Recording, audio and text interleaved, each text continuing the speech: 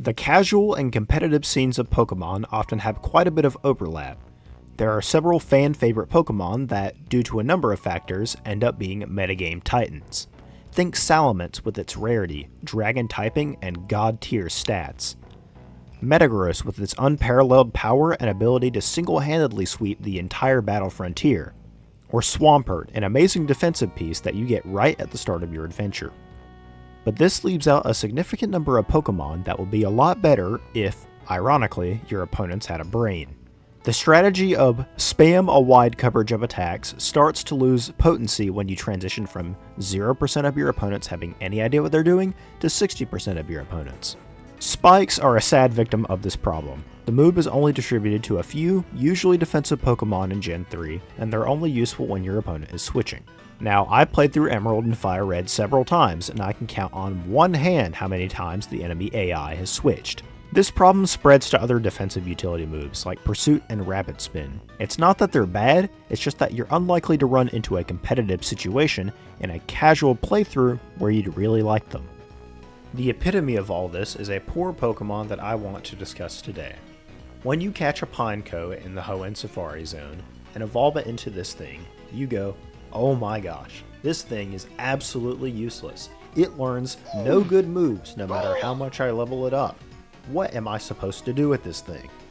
And then you load a high-level game of ADV OU, where you see the greatest Pokemon minds of all time absolutely shredding with it. Let me introduce you to Forretress. If you take one look at this thing, it's not so obvious why it's so powerful, but give me a few minutes and hopefully I can explain it to you. Forretress is a dual Bug and Steel type Pokemon whose stat distribution lends it pretty well to being a bulky physical wall. It's quite slow, but it has very high defense and modest firepower. Bug and Steel is a fantastic defensive combination. You're only weak to one type, fire. Its secondary Bug typing gives it a valuable offensive niche as one of only 2 OU ranked bugs. It also gives Forretress a neutrality to ground, though it does make it neutral to rock, which is very powerful in this tier. Steel is of course also very valuable. You're immune to sandstorm damage and you're immune to poison, something that gives a lot of defensive Pokemon a headache. Its ability, Sturdy, is unfortunately useless in competitive play, as one-hit KO moves have been banned for a very long time. Officially, Forretress is ranked in the OU tier, though it's a lot less common than its flying brethren. That's not to say it's inherently worse, it's just not very newcomer friendly. It requires a lot of subtlety and knowledge of common lines to be able to use effectively. Forretress's move pool can be summed up with the phrase less is more. What it lacks in variety, it more than makes up for in utility. Compared to Skarmory, the main draw of Forretress is access to both Spikes and Rapid Spin. These combine to make Forretress very good at generating defensive advantages. And, on the surface, it gives you more breathing room, since you don't have to dedicate 2 slots, one to a Spiker and one to a Rapid Spinner, and can instead compress them down into one. Spikes are often a core component of many strategies, by forcing switches and punishing the opponent for doing so, whether that be with powerful offensive coverage or status moves like Toxic and Leech Seed. And Rapid Spin removes all of your opponent's spikes, making your defensive backbone that much more sturdy. Cloyster, which we previously discussed on this channel, also has this combination of traits, but its defensive typing and profile make it pretty bad at sticking around for very long. 99.9% of Forretresses are going to be running these 2 moves, and this gives you 2 slots for utility or offensive coverage. Its attacking moves leave a lot to be desired, but Forretress must run either Earthquake or Counter. Both of these provide some counterplay to Magneton, your biggest enemy. Magneton can trap you with its Magnet Pull ability, but its hidden power Fire usually isn't powerful enough to kill you at full health in one hit. And unless you're running into the extremely rare Charcoal variant of Magneton, these moves allow you to trade back with it, and potentially keep your Forretress alive, though it will be severely damaged. While a lot of the time you'll just have to let it go, other times you can give it a wish from a teammate to get it back in the fight, like it didn't get trapped in the first place. Earthquake is the more proactive option. Besides doing sizable damage to targets like Metagross or Tyranitar, it lets you snipe an incoming Magneton on the switch. If you can successfully predict a switch in, it can massively turn the game in your favor. Counter, by contrast, only works when the opponent's Magneton has successfully trapped you. and as a reminder, it works on all hidden power types, regardless of whether they're special or physical. In exchange, though, outside of Magneton, it works on a wider variety of potential targets, letting you strike back against things like Claydol's Earthquake, Skarmory's Drill Peck, or the numerous physical threats that hang around in the tier. The last slot varies depending on what you need Forretress to offensively handle, but Hidden Power Bug is pretty common. Even with no attack investment and its low base power, Hidden Power Bug hits both of the rapid spinners on the tier, Claydol and Starmie, quite hard, along with, of course, Celebi. When paired with Pursuit Tyranitar, which is very common on Forretress teams, it can finish off a Gengar that's taken a Pursuit or a Crunch. You might also see, rarely, Hidden Power Ghost or Hidden Power Fire. Hidden Power Ghost makes you more sufficient into Gengar, usually because your team lacks a reliable answer. And a Hidden Power Fire is a niched counterattack option against opposing Forretress. Explosion on more aggressive teams prevents the opponent from taking advantage of Forretress and setting up on it, often running into targets like Snorlax, Defensive Suicune, Physical Salamence, or Blissey. The final one I'll mention is Zap Cannon. It sounds very strange as an attacking option. After all, it only hits 50% of the time, and Forretress's special attack stat is nothing to write home about. But the point of it is not to attack, it's to inflict paralysis. Many of the impediments to your progress, such as Fire-type special attackers or Gengar that blocks your Rapid Spin, become a lot more manageable when they're paralyzed. Skarmory is, of course, another huge target. If you can incapacitate it for 25% of the time, that does massive favors over the course of a longer game. But again, half the time you're just going to wish you'd never been born. In summary, Forretress movesets usually go like this: Spikes, Rapid Spin, either Earthquake or Counter to deal with Magneton, and then your attacking option of choice. Now, I personally haven't fooled around with this, but I have seen players put things like Toxic or Light Screen in the last slot instead. It's hard for me to justify them out of the context of the teams they were used on, because I don't think these moves are very good on Forretress otherwise. EV spreads are very easy. You just put as much in HP and special defense as you can. Your nature will change depending on if you have a special attacking move or not, but otherwise it's fairly simple. If you don't have a special attacking move, use a careful nature. If you do, use a sassy nature. Next, we move on to team building. To use Forretress effectively, you're going to need to solve its two biggest weaknesses first in the team builder. The first is a crippling weakness to Gengar. It prevents Forretress from removing spikes, and Forretress can do very little in return. You also really do not want your Forretress to get burned. Chip healing in Sandstorm is Forretress's only reliable way of recovery, and getting burned means it's almost impossible to keep your Forretress alive for more than 5 turns. This feeds into the second main weakness. Forretress is weak to spikes. This is very easy for your opponent to exploit. Let me give you an example scenario. You have one spike on your side of the field, and your opponent's Skarmory has just found an entry point. You want to get your Forretress in on their Skarmory, as Skarmory is one of the few things that isn't immediately threatening to Forretress, and once it does, it can spin away whatever spikes it did make in the process pretty easily. Of course, that's the best case scenario. Your opponent could decide to do one of many things, including roaring you out, making a double switch to something that forces out Forretress, do a little bit of chip damage with Drill Peck, which while not immediately threatening, can rack up over the course of a longer game, and every now and then you'll see a double switch to a trapper like Magneton or Dugtrio. Magneton is very obviously bad for you, but the combination of Skarm and Mag are pretty rare. Dugtrio can only take you out if you don't have counter and you're a little bit chipped already, but it's a very bad trade for you if you're forced to do something like Explode, because there's usually a spinner waiting in the back when you see Skarmory and Dugtrio together. And that's not to mention, of course, the fact there might be a Gengar, which complicates it even further. Hopefully this example shows you that it's very easy for your opponent to outposition your Forretress coming in. And while each time might only result in a small amount of damage, a skilled opponent will be able to do this many times, and eventually it will catch up to you. To deal with your Gengar weakness, basically every good Forretress team runs a Pursuit user that can switch into Gengar, trap it, and either eliminate it entirely or severely damage it. The best and most common one by a country mile is Pursuit Tyranitar. While most defensive Gengars are EV'd to live Tyranitar's pursuit after Gengar's been damaged, you can do the rest with just about any attacking move that'll hit it, including some weird ones. And it has a lot more targets than just Gengar, notably enemy Pixies, choice-locked Aerodactyl, and rapid spinners like Starmie or Claydol. That leaves the Spike weakness. To counteract this weakness, along with Pursuit Tar, most Forretress teams come with something that knows Wish. This can be a number of things depending on the specific team composition, but Jirachi, Blissey, and Salamence are the most common ones. Wish solves Forretress's healing problem, and over the course of a longer game can let you outlast some of your opponent's key defensive pieces. Once you have your Pursuit Tar and a Wish slot planned out, the remaining 4 slots on your team are usually filled by either 1 or maybe 2 offensive threats and a strong defensive backbone. And here's where you can get a bit more creative, as unlike Skarmory TSS, you can support a wide array of different defensive pieces. So long as you build it right, you can really make any of the good rock resists work, though you should have at least 2, or if you're only running 1, have an Intimidate user with it.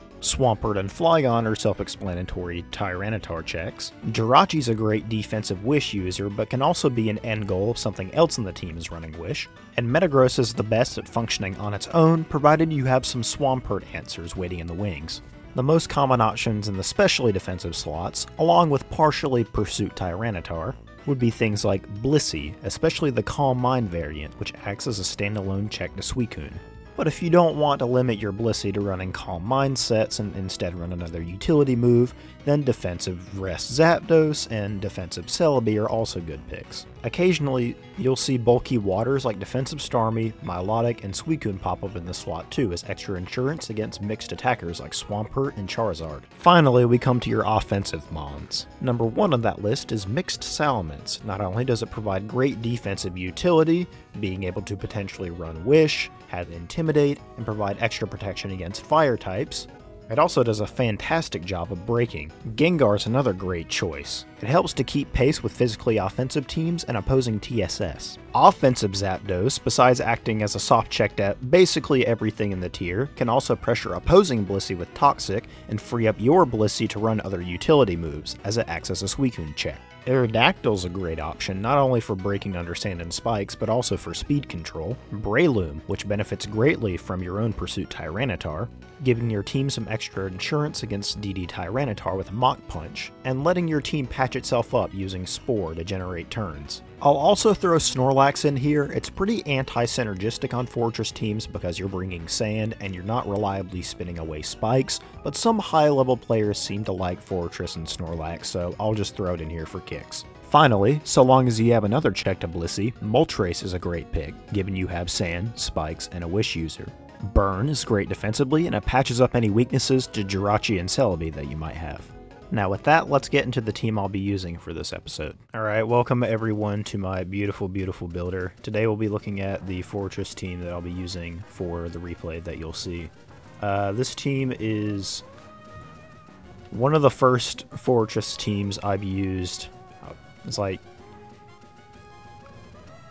I'll say I made it, but honestly this exact same 6 and these exact same moves have probably been made at least 200 times by now, so there's no point in like taking credit for a 6 that's kind of standard like this.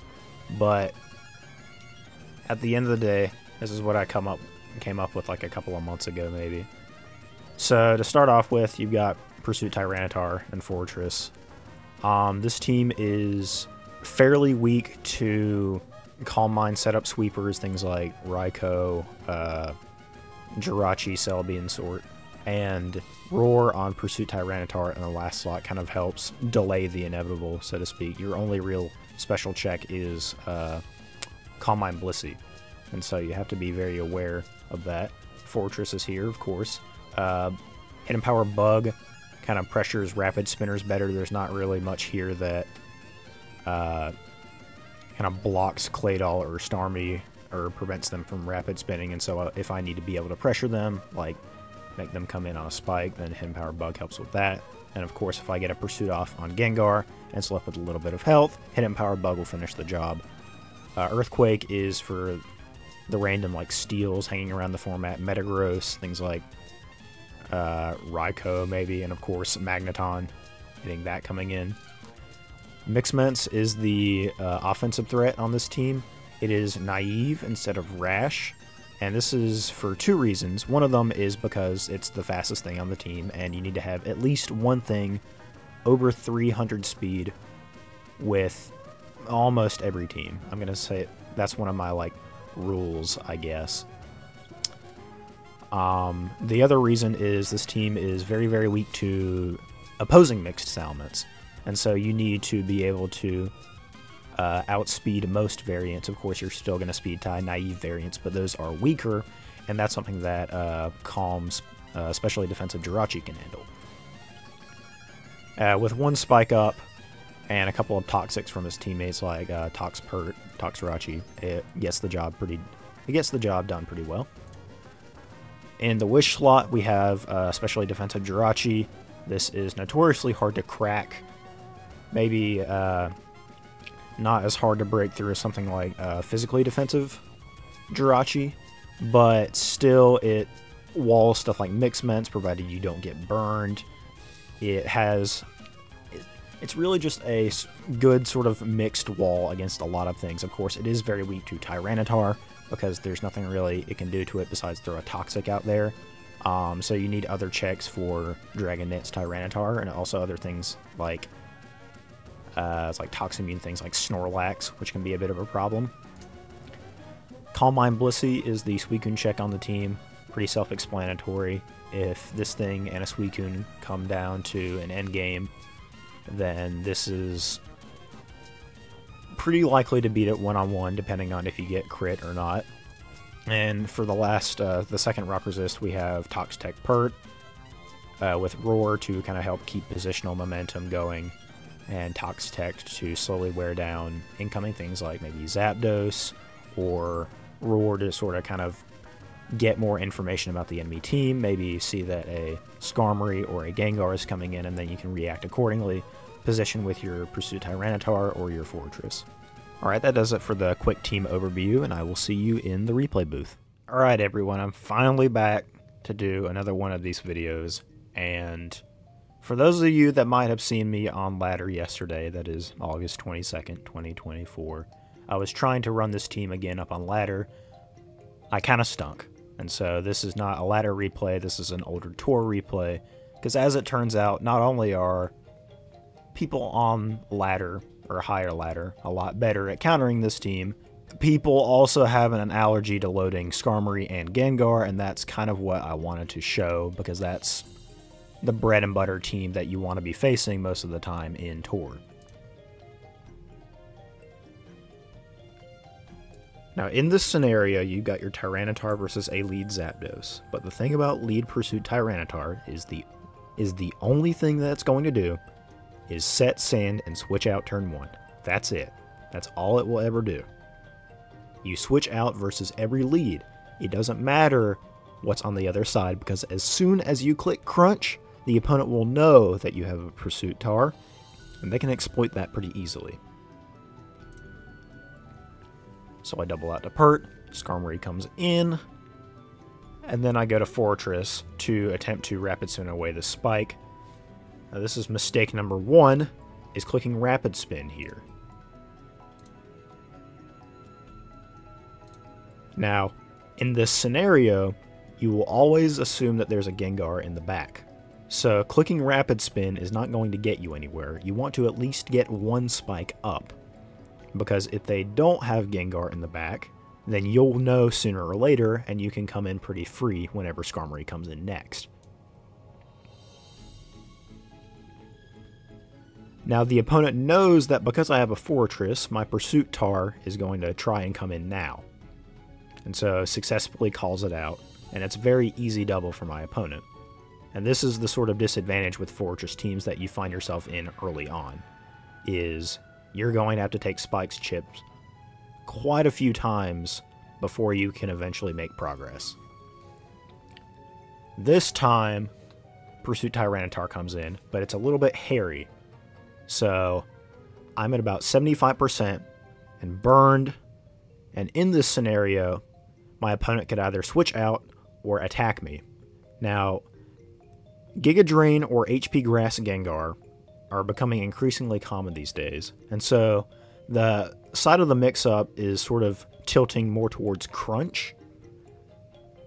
But if the opponent didn't have like a Zapdos with Ice Bolt coverage or a defensive Swampert here, then I might have been more tempted to click Pursuit. But at the end of the day, I clicked Crunch. Now, this was the unfortunate part of the match for my opponent, is that Crunch crit. Because without it, the game would have been very, very different. And Gengar would have been alive to spin block a bit later, which could have caused more damage to my Forretress. But just know that this was very fortunate in my favor.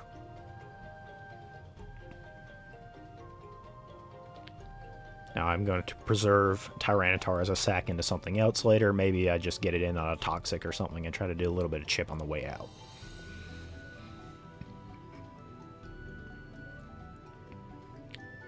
In comes the revealed Tyranitar on this composition, looking like a sort of Big 5 style team. Probably a BKC Tar. And there's the Focus Punch, which kind of confirms it.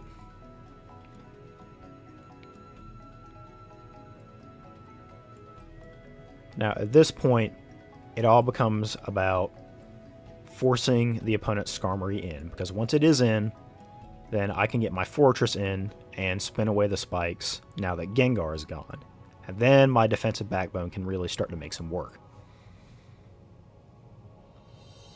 So I'm just kind of chipping down Blissey here, trying to force it out into something else.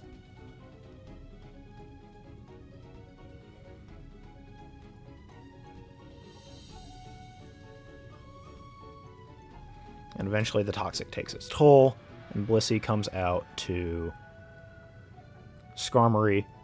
Now, I would have been perfectly okay with something else, but I wanted to get a little bit of more value out of Tyranitar on the way out. And the way I end up doing that is by chipping this Pert.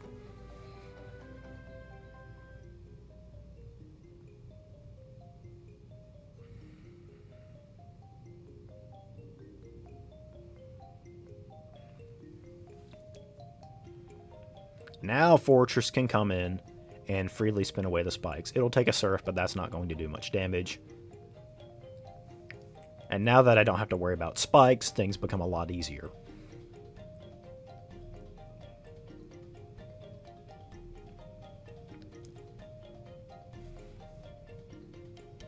And now that defensive Jirachi can come in, I can heal Pert back up so it can take more of those Focus Punches if it needs to.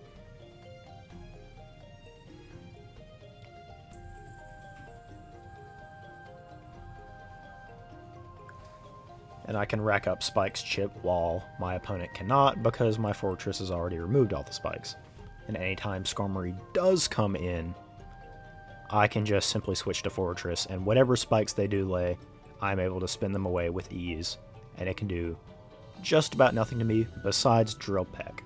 Now, Drill Peck Skarmory is the sort of main reason that, like, Forretress is not an auto win versus a lot of Skarm teams, because Drill Peck on Skarmory is basically the opposing team's way of dealing with your Forretress, especially on teams that don't have Gengar. Drill Peck Skarmory is a requirement. If you do not have Drill Peck on a Skarmory, and you don't have any Gengar, you are going to auto lose to Forretress here, because no matter what the opponent does, you will always be able to rapid spin their spikes away, and Drill Peck is the only long-term option that they have to be able to chip your Forretress down.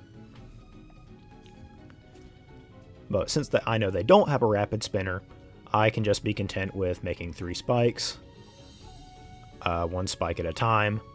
Get kind of risky here because a crit could have made things very, very bad, but at the end of the day, there's the 3rd spike. Now, all the roars from, say, Swampert, or just forcing switches with Blissey, maybe get a Calm Mind up and force things to come in and roar it out. But I can just sort of take my time here, because my opponent is left to sort of deal with the aftermath of 3 spikes, while I can sit back, wish up my teammates, and sort of take things at my pace. There's still the Mixed Ments waiting in the back. I want to avoid at all costs getting it toxic or coming in on a potential ice beam, so I play very, very safe with it. Probably safer than I should have.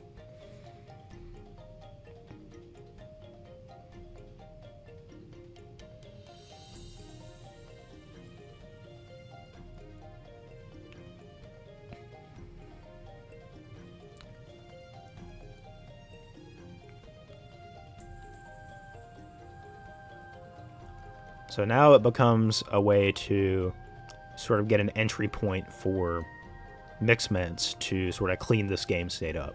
But in this particular replay, that will take a while. Because I'm more concerned with being laid back and sort of taking things at a slower pace.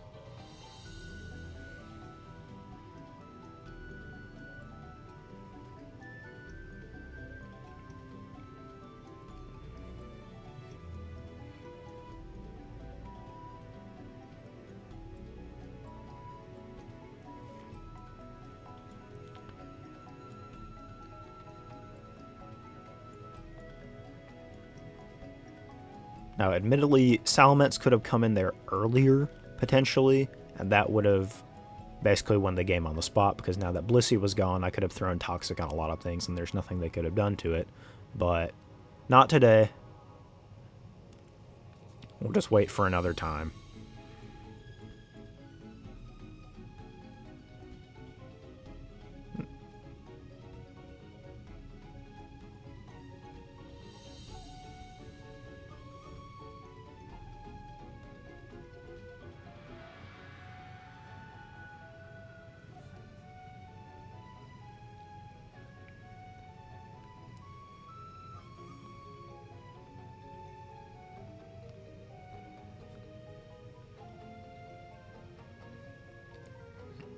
Okay, now that Blissey is going to try to wish something, I want to get my Pert in so that it can roar it out, which unfortunately lands on the opponent's Swampert, but really, since everything was chipped, there was no good roar target for me, so I probably should have just Toxic it.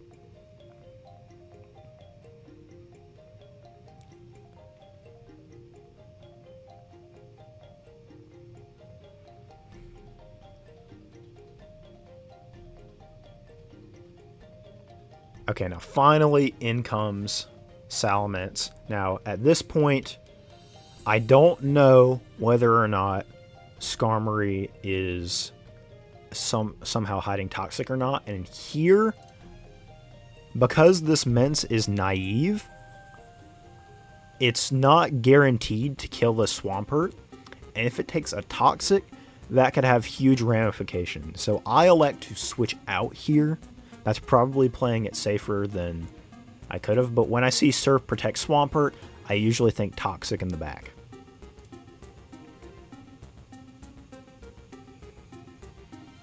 So I elect to try and Toxic it with Jirachi instead, just to scout the other two slots in its moveset.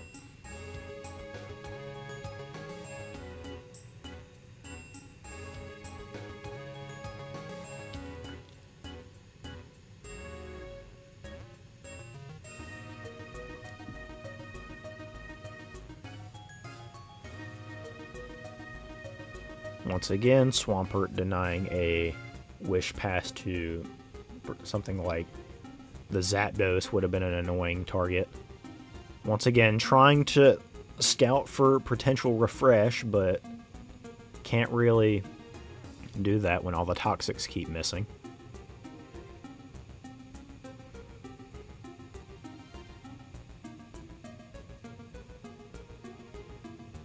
Really playing like it doesn't have refresh, but then again, that Swampert can't really do anything to this Jirachi either way.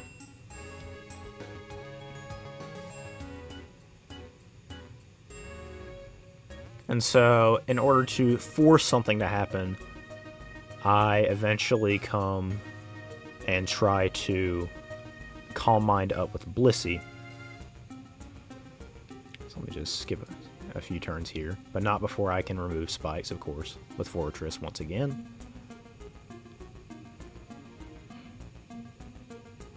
And blah, blah, blah. Okay, so now I can This Swampert can't really hurt me, and so I can calm mine safely. And this is just another potential thing that the opponent has to do. So this scouts Roar on the opponent's part. So I calm mine again, and then I see Roar, and I'm like, okay. So this is Surf, Toxic, Protect, and Roar on a Swampert. Okay, that's pretty standard. And so, because I don't think this thing has Refresh, now I think, okay, I can Toxic it. And so it'll be permanently debilitated for the rest of the game. And then it reveals Refresh anyways. So this doesn't have Toxic. And then I immediately know that it can't threaten my mixed Salamence in any meaningful way. And so I can freely come in.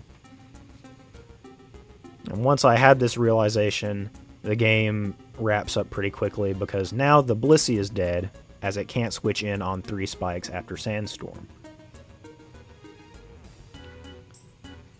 Now here, I'm not sure that Dragon Claw will get Zapdos either.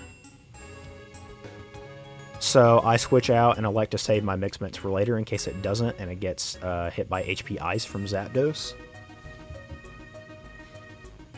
There's the Blissey Sack. And the only real hope of breaking through at this point for my opponent is this Tyranitar. That said, I elected to sack Blissey in case it was like a Rock Slide or something here, just to get that Tyranitar out of the way. And because everything else is really chipped, and the only way of making progress is with the Zapdos, this Ice Beam just kind of ends the game right here. And so I'll just kind of skip forward through the rest of these turns.